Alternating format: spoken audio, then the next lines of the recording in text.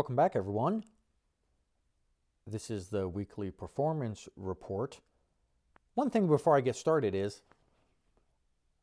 so the last two videos I've made, one about Organigram, and then the other one was 2024 post or after action report, an after action report. So the Organigram one was I had my microphone plugged in, but not turned on. So it used my computer's speakers instead of my microphone. And then the 2024 and after action report used my microphone. And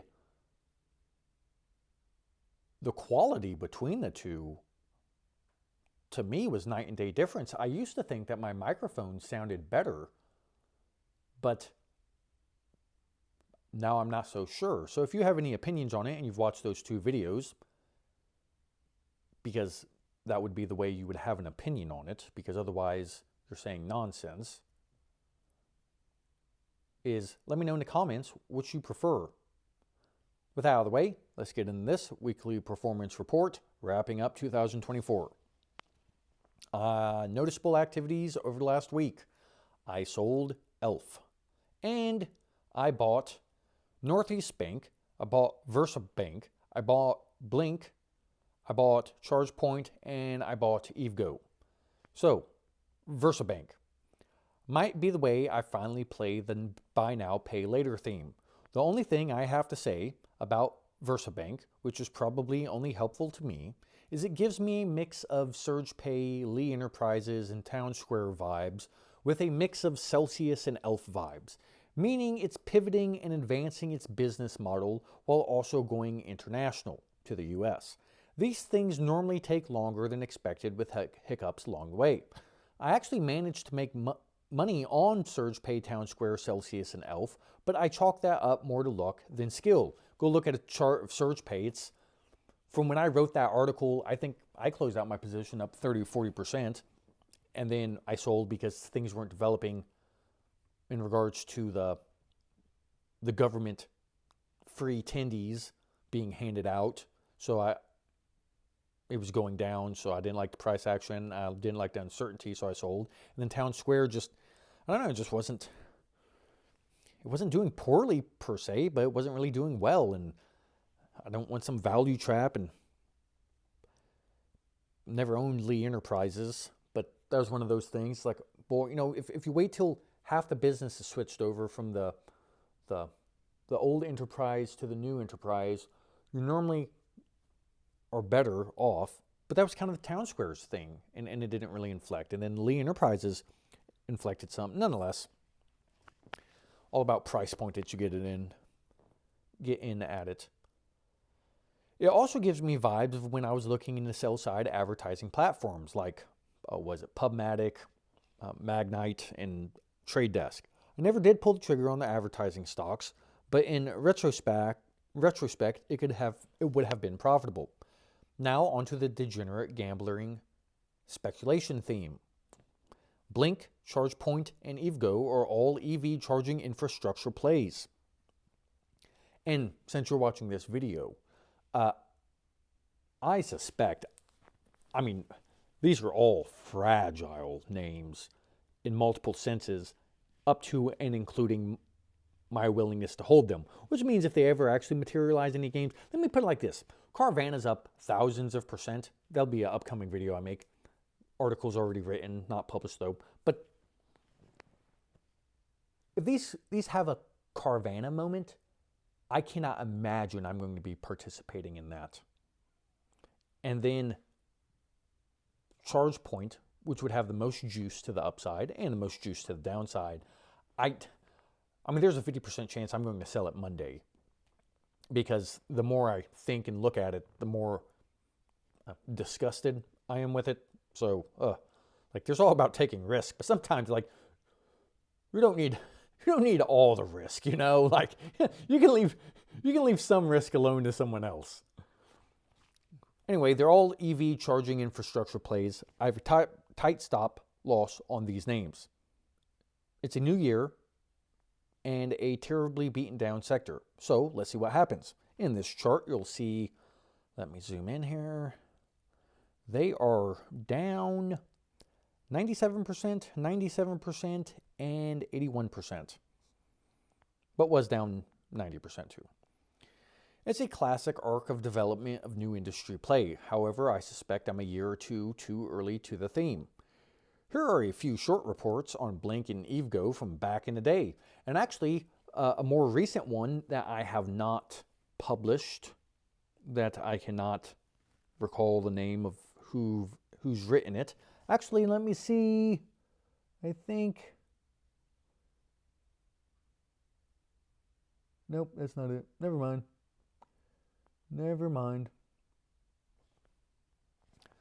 I thought I had it in my windows. Anyway, here's Culper Research, Fuzzy Panda, and then Value Investor Club. And then if you go look up, I think it's Charge Point. Maybe it's Plug. Earlier I was looking these up, and then I keep on wanting to put Plug in there with these names, which cannot be a good sign at all. Plug is the ticker symbol, PLUG, and I mean, that's kind of ominous in and of itself. Anyway, who would have thought that buying something at 50 times EV to sales, let alone 500 times EV to sales, would have turned out so bad? Of course, buying these names at their current EV to sales multiples can still turn out terribly. I will say that their EBITDA margins are improving, albeit negative, and they all have at least a few quarters of cash burn to go, with improving, less worsening cash flow from operations. In general, their stalls, throughput, and utilization is improving, or at least not declining, albeit still not scaled up enough to generate profits, which have eluded these companies since inception. Also, if you believe management, I don't know why you would, some of them are calling for breaking even on 2025 adjusted EBITDA, or even positive adjusted EBITDA. EVGO Q3 conference call said, "We are confident as ever that EVGO is on a clear path to an important inflection point in our business, namely hitting adjusted EBITDA break even for the full year of 2025. And Blink is calling for positive adjusted EBITDA in the second half of 2025. Here I said on Twitter, here's Blink's a slide from their investor presentation. You'll see at the bottom it says positive adjusted EBITDA, second half of 2025.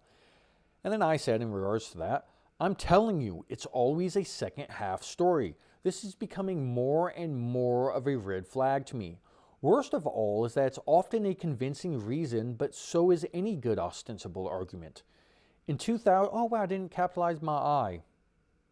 Shame on me. In 2024, it was Valeris and ATI and a few others, and now I'm seeing Blink talk a second half story game too. Nonetheless, it's a trade. I ended 2024 up 9.22%. You can read about which underperformed the S&P. I didn't write this down. The S&P's 24 point something percent, I believe, for the year. So I underperformed by a wide enough margin. You can read or listen about that in my 2024 after action report. Link in article. I ended the week up 4.3%. Oh, here we go. 24.89% was the SPY year to date. Okay. And then, whoa. Here, let me capture the screen better. I don't know what we're looking at. I like to look at negative things. So let's look at, so I'm down 24% on Braskem. It's fascinating. I've 3 stocks I'm down 24% on. Valeris, Sibanye, and then Braskem. And Valeris was down 30%, maybe even 32%. 30% is the most I've seen it be a drawdown in my portfolio. Then St. Joe's not doing well either, with being down negative 16%. And then A-Mark also being down 16%. So that's no good. And then Glass House down 12%. Decibel 11%. New Holdings, that's been rebounding in the past week or past 2 days. The markets were closed, Wednesday, then opened Thursday, Friday. So it's rebounded some in 2 days, whoop-de-doo. And a lot of things bounce. Some things will bounce at the beginning of the year and then rebound the rest of the year, and then other things will just bleed off for the rest of the year, and then other things will have a strong bounce the first few days or the first few weeks, and then dump, and then trade all over the place in some massive volatile range bound thing. So who knows? Then Caspi, it kind of hit a nice support level, and then it's rebounded, and then Seaport Entertainment's doing its thing, and yeah, I just kind of don't have much to say about the good stuff. So I'll leave it at that. Thank you for watching. Until next time.